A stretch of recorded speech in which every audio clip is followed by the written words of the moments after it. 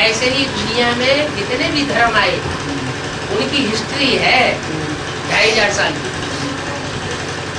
उससे पहले कोई गुरु नहीं आया। 2500 साल से पहले किसी के पास हिस्ट्री भी नहीं है। सबसे पहले दुनिया में मनुष्य गुरु आया इब्राहिम, फिर महात्मा बुद्ध, फिर क्राइस्ट, फिर गुरु नानक, फिर वगैरह वगैरह वगैरह आते रहे।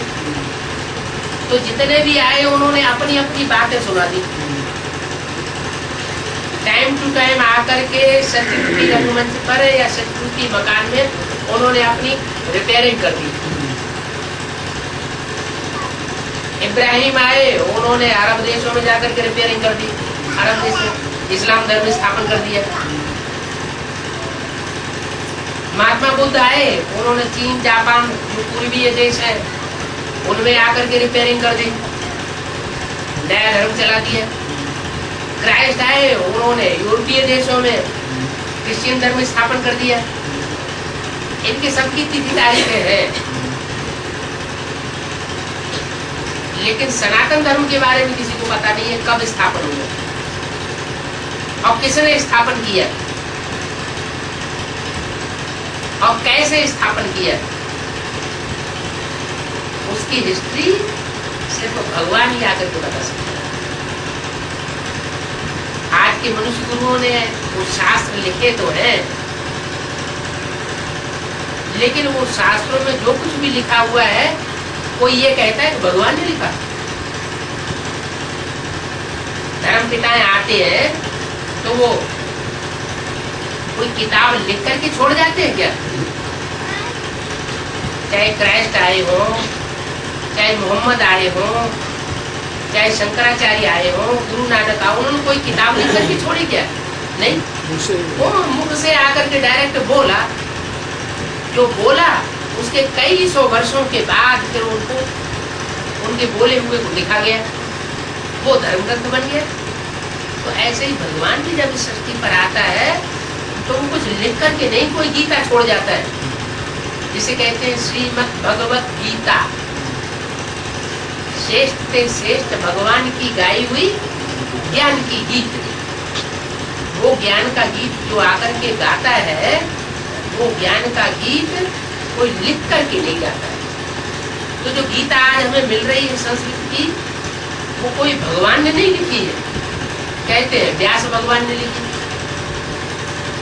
अब भगवान तो ढेर बना दिए। व्यास भगवान कहे कि राम भगवान कहे कि कृष्ण भगवान कहे, 24 अवतार बता दिए। अभी भगवान खुद आकर के बता रहा है कि मैं तो निराकार हूँ। भूत प्रेत भी नहीं दिखाई पड़ते हैं जिनको सूक्ष्म शरीर होते हैं। उनको तो कम से कम आकारी शरीर तो होता है दिव्य प्रकाश का। मेरे को तो वो सूक्ष्म शरीर भी नहीं है। स्थूल शरीर की तो बात छोड़ो, मैं निराकार निरंजन जो कहा जाता हूँ, वो तो जैसे तुम्हारी आत्मा निराकार है वैसे मैं भी निराकार हूँ। सांप का बाप सांप जैसा लंबा होगा या हाथी की तरह मोटा ताजा होगा? सांप जैसा लंबा होगा। कीड़े मकोड़े का बाप कीड़े मकोड़े जैसा होगा या कोई दूसरे आकार प्रकार का होगा? कीड़े मकोड़े जैसा होगा। तो ऐसे ही हम आत्माओं का जो बाप है, हम जो आत्मा है जिसके बारे में शास्त्रों में भी कहा है अणुअणीयान समनुस्मरेति, आत्मा अणु रूप है, वो भ्रुकुटी के मध्य में रहती है। भ्रुवोर मध्य प्राणमावेश सम्यक, जब आदमी शरीर छोड़े तो भ्रुकुटी के बीच में प्राण रूप आत्मा का ध्यान करे। तो इतनी बात तो शास्त्रों में भी है ना कि आत्मा अति सूक्ष्म ज्योति है। आत्मा भ्रुकुटी के मध्य में रहती है। कहाँ रहती है? नाक के ऊपर रहती है? नहीं, ये भ्रुकुटी और ये स्थान, इसका जो डायरेक्शन है जहाँ पर आत्मा निवास करती है, उस स्थान को कहते हैं उत्तमांग। कैसा अंग? उत्तम अंग।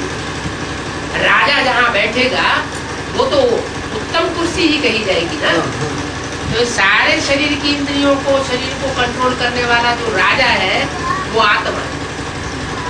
वो आत्मा जहाँ बैठती है वो उत्तमांग कहा जाता है। वहां बैठ करके सारे शरीर को कंट्रोल करती है। कोई कहे कि अगर सारे शरीर को आत्मा कंट्रोल करती है एक जगह बैठ के, तो उंगली को जब काट दिया जाता है तो फड़कती क्यों है?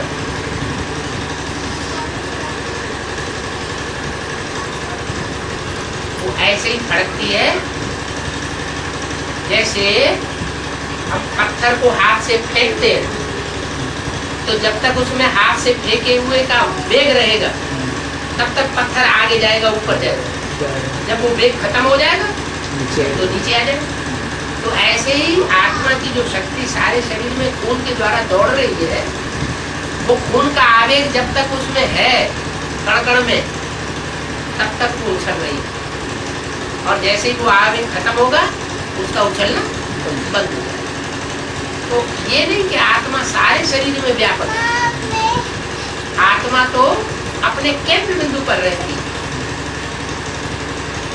इंदिरा गांधी को गोली चलाने वाले को अगर ये पता होता है कि आत्मा यहाँ रहती है तो एक ही गोली दाग देता, उसका निशाना तो बहुत अच्छा है,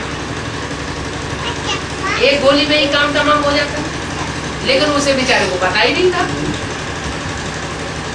उसने 28 गोलियां सीने में दाग दी और फिर भी उनके जिंदा होने की आशा बची रही।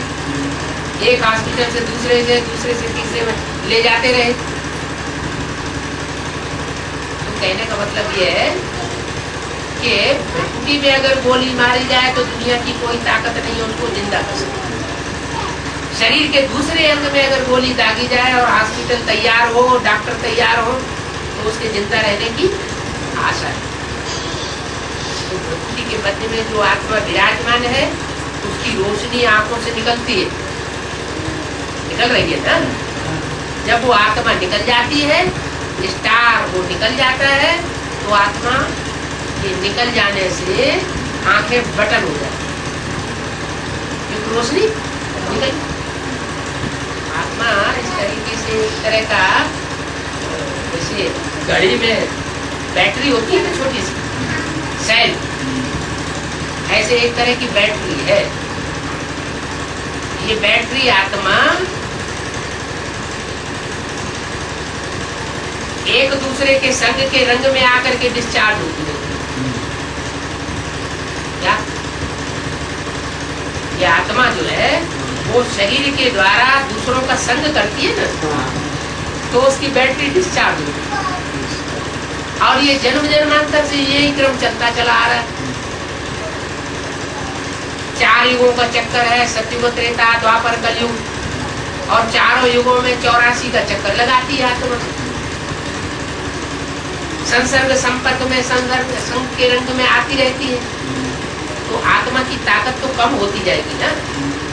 तो जो आत्मा की ताकत कम होती जाती है वो बैटरी जैसे डिस्चार्ज हो जाती है कलयुग के अंत में। कलयुग के अंत में जो बैटरी डिस्चार्ज हो जाती है आखिरी 84वें जन्म में, उसको चार्ज करने के लिए वो बैटरी को चार्ज करने वाला पावर हाउस सुप्रीम सोल वो आता है।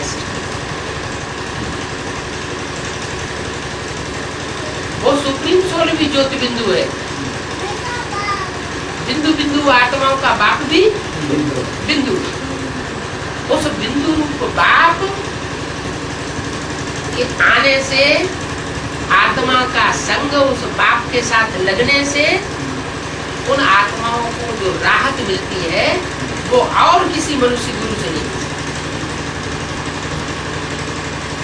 और दूसरे मनुष्य गुरु अल्पकालिक प्राप्ति कराएंगे, लेकिन आत्मा को मुक्ति और जीवन मुक्ति दे दे ये किसी के बस की बात नहीं। मुक्ति कैसे?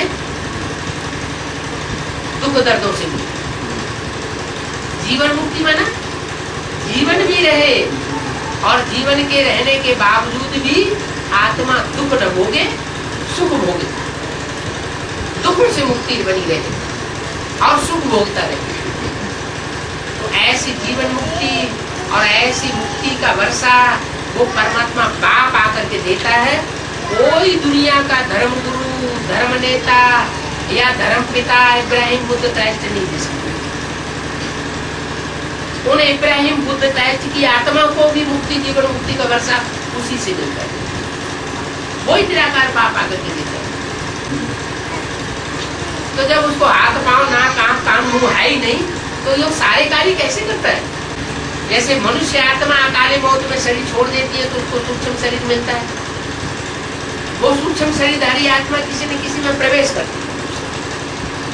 क्या प्रवेश कर सकती है ना?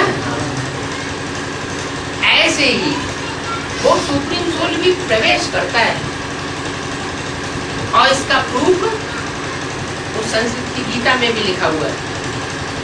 उसमें लिखा हुआ प्रवेश तुम, क्या मैं प्रवेश करने योग्य हूँ।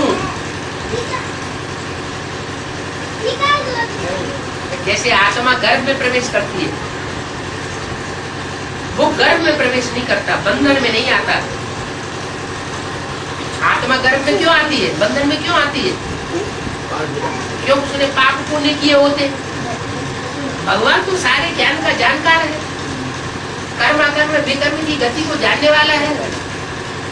तो गर्भ में क्यों आकर के बंधेगा? वो बुद्धि में प्रवेश करता है। और बुद्धि में प्रवेश करता है तो ऐरा गैरा नत्थु खैरा सब में प्रवेश कर जाएगा क्या? उसके लिए फिर मनुष्य गुरुओं ने तो लिख दिया सर्वव्यापी। सर्वव्यापी माने कीड़े मकोड़ों में भी भगवान है, मनुष्यों में भी भगवान है, धर्म पिताओं में भी भगवान था, शंकराचार्य में भी भगवान था, व्यास में भी भगवान था। सारे ही भगवान भगवान भगवान हो गए। अरे जो ऊंचा होगा वो ऊंचे रथ में प्रवेश करेगा या किसी में भी प्रवेश करेगा। वो भूत प्रेत होते हैं, उनका भी कोई मुकर्रर रथ होता है, उसमें प्रवेश करते हैं या किसी में भी प्रवेश कर सकते हैं। वो भूत प्रेत भी, उनका भी मुकर्रर रथ होता है। ऐसे ही भगवान जो ऊंचे से ऊंचा है, इस दुनिया के सब धर्म पिताओं से ऊंचा है, ऊंचे से ऊंचे धर्म की स्थापना करता है। वो भी सत्य रूपी रंगमंच के जो ऊंचे से ऊंचे पाठधारी है, हीरो हीरोइन, उनमें प्रवेश करके पाठ किया। कौन है हीरो हीरोइन? राम और कृष्ण की आत्मा।